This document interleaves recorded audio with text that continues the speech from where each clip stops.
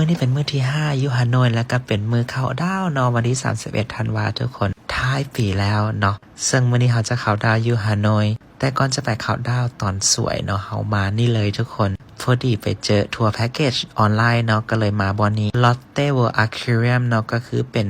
พิพิธภัณฑ์สัตว์น้ำนั่นเองทุกคนซึ่งเฮายังบ่เคยมีโอกาสมา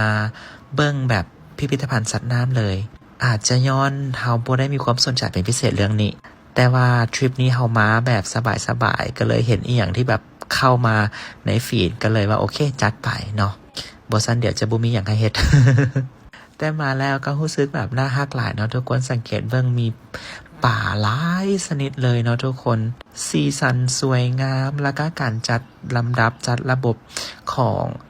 พิพิธภัณฑ์สัตว์น้ำเพิ่นก็ถือว่าโอเคในระดับหนึ่งเลย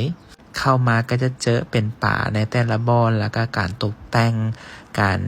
ใส่ลวดลายอย่างต่างๆดีไซน์ของเพิ่นก็ถือว่าดีเลยเนาะทุกคนเนาะเฮาก็เพลิดเพลินกันกับการเบิ่งป่าในแต่ละชนิดไปแบบนี้เนาะทุกคนอุ้ยน่าฮักหลายแฮง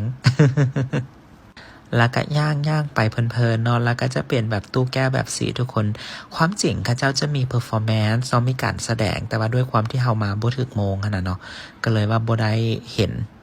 แต่ก็บ่เป็นหยังเนาะก็เบิ่งน้องๆป่าที่ว่าเพิ่นอยู่ในตู้แก้วแบบสีเนาะทุกคนสวยงามแฮงคือโซนอันนี้เนาะท่านผู้คนเบิ่งก็จะสังเกตเห็นว่ามีแบบสัตว์น้ำหลายชนิดที่ว่าเฮาแบบบ่เคยเห็นมาก่อนเลยนะทุกคนก็เป็นประสบการณ์ที่ดีนั่นแหละเนาะทุกคนก็ถือว่าใช้เวลาไปแบบสบายๆชิลๆบ่ต้องออกแฮงอย่างหลายเนาะเพราะว่ามื้อแลง